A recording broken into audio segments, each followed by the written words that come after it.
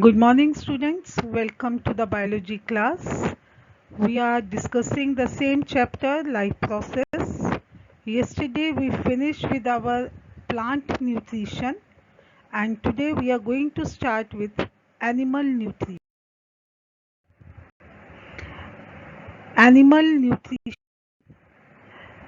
Nutrition in animals like amoeba, paramecium, which are unicellular, and human being, which is multicellular, having the mode of nutrition is heterotrophic, that is holozoic. The holozoic mode of nutrition in which we intake the complex food and convert it into simple soluble substance. And the holozoic nutrition follows the following steps. The first is ingestion, means intake of food.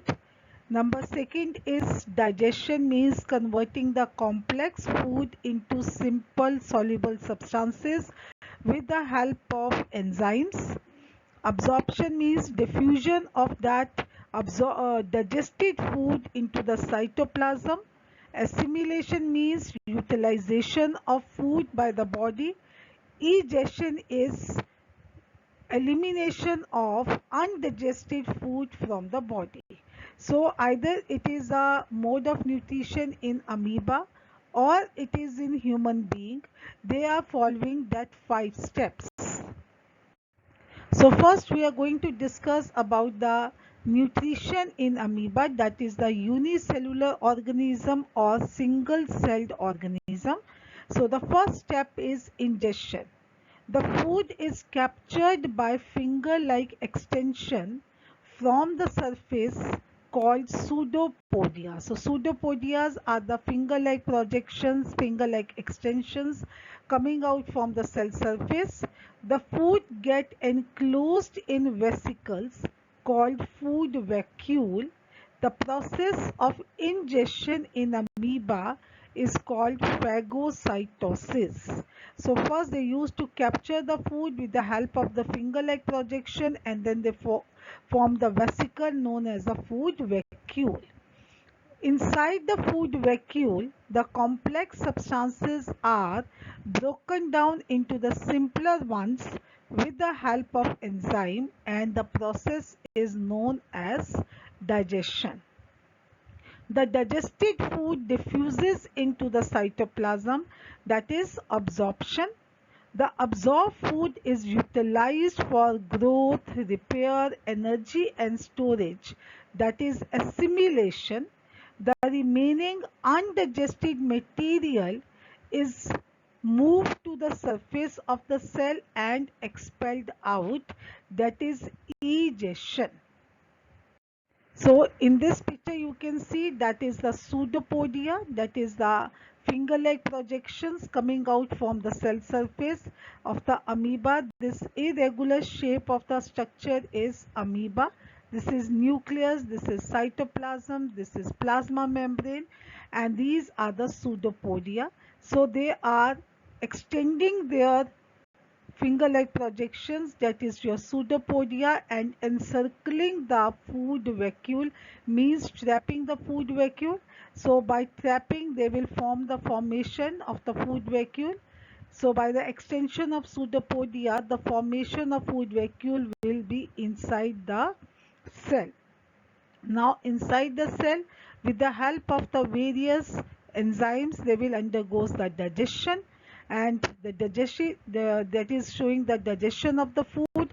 Then it will be utilized by the body, absorbed by the body, and the undigested food will be eliminated out, that is egestion. So this is ingestion, this is digestion, then absorption, assimilation and egestion. So this is very important diagram. You have to draw this diagram in your fair notebook.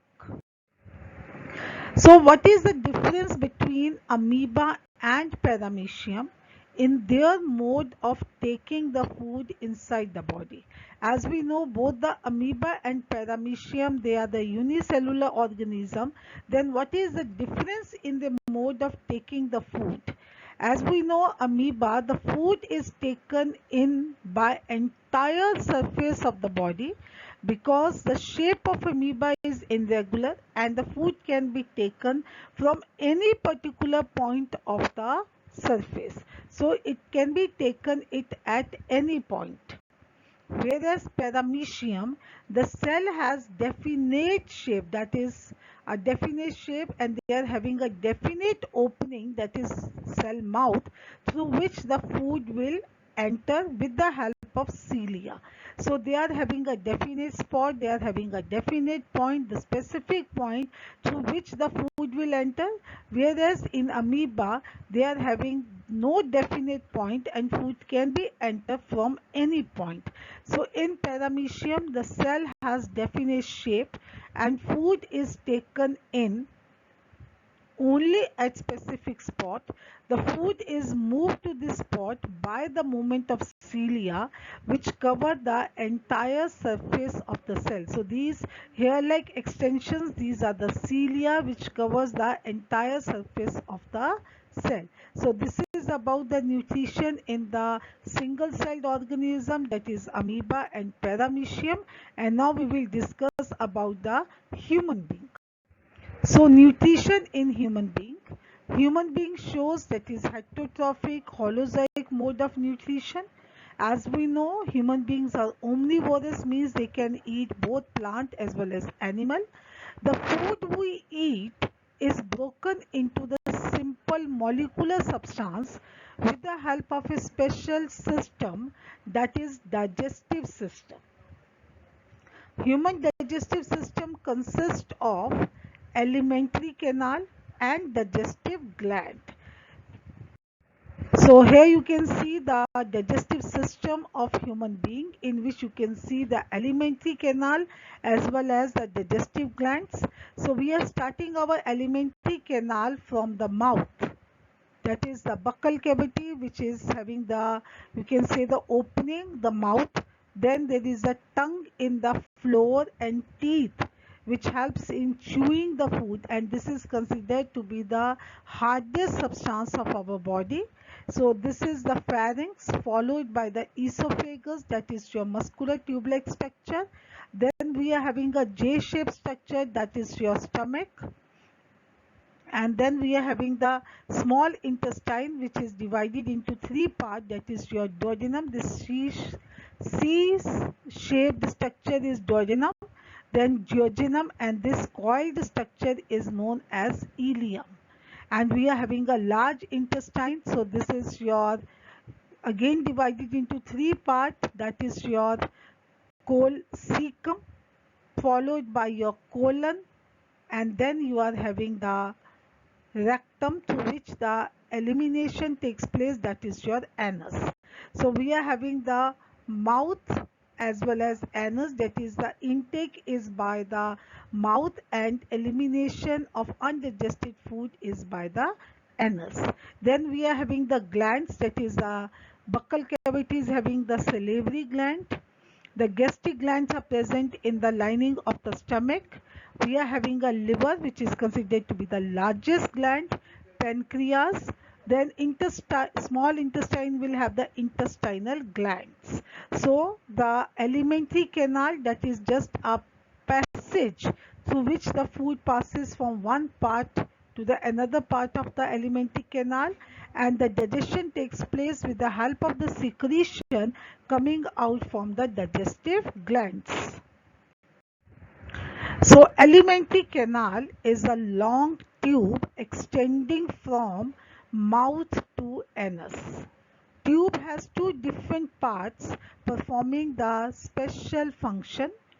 So tube has different parts, like that is you are having the mouth, pharynx, then stomach. So all are performing the specialized function. So buccal cavity is a space where the food is chewed, softened and mixed with saliva, and its opening is called as mouth.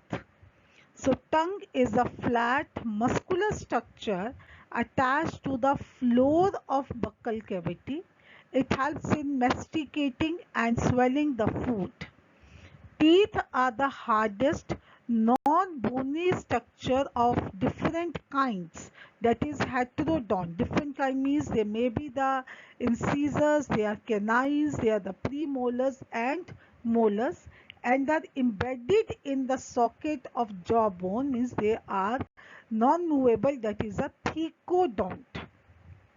So the buccal cavity is consist of first opening, that is your mouth, the floor is the tongue, and the teeth which helps in chewing the food. The next is the pharynx, is the funnel shaped passage that serve as a common passage for food and air.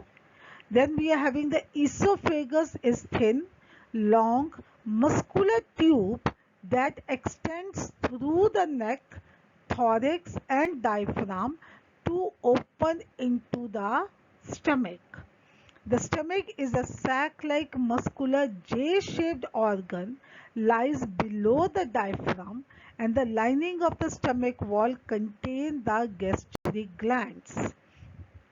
Small intestine is the longest part of the alimentary canal, about 6 to 7 meter long. It is divided into three parts, that is duodenum, jejunum and ileum. Large intestine is wider than the small intestine. It has three parts, that is cecum, then colon and rectum. So this is the various parts of your alimentary canal, that is starting from your buccal cavity, then your pharynx, esophagus, stomach, small intestine and large intestine. Next we are having the digestive gland. So salivary gland, which is present in the buccal cavity, secretes a saliva, and enzyme which is present in the saliva is salivary amylase. The next is the gastric gland, present in the lining of the stomach, secretes a gastric juice which contains HCl, mucus and pepsinogen, that is the inactive form of pepsin. So in some books you will simply have pepsin, that is the active form of the enzyme, and pepsinogen is the inactive form of a protein enzyme, and usually the protein enzymes will present only in the inactive form. Next is your liver. Liver is the largest gland and secretes the bile, which is yellowish in color and which contains no enzymes. This is very important to note that the bile contains no enzymes, but still that plays a very important role during the digestion.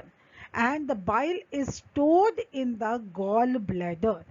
So you have to remember that it is being secreted from the liver and it is being stored in the gallbladder.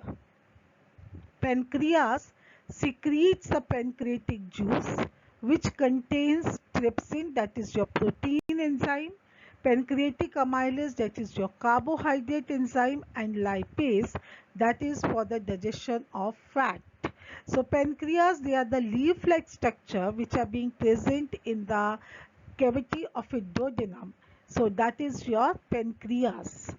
Small intestine, the wall of intestine has intestinal glands which secretes intestinal juices, and the juices contains peptidase, maltase, lactase, sucrase, lipase, enterokinase enzymes, and they all enzymes are helpful in completing the digestion of food. So where the completion of the digestion takes place, that is in the small intestine.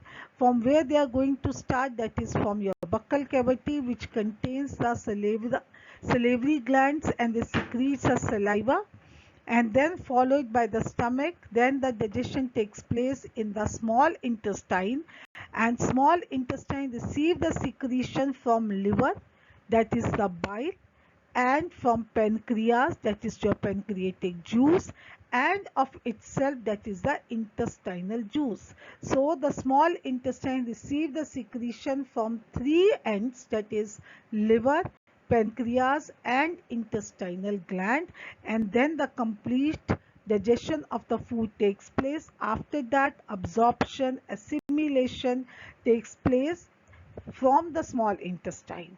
So this is just the functioning of the various parts, that how the digestive system is being functioned out.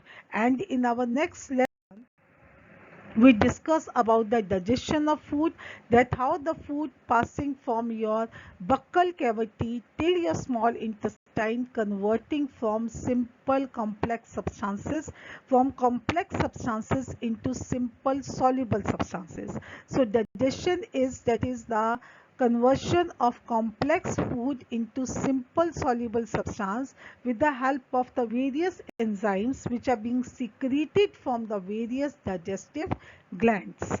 So you have to copy all these things in your fair notebooks along with the diagram. These topics are very important. If any query, any problem, you can contact me. You can solve your problem as soon as possible. So that will make you to learn the chapter more easily. So till then, stay home, stay safe, stay healthy. Goodbye. Thank you.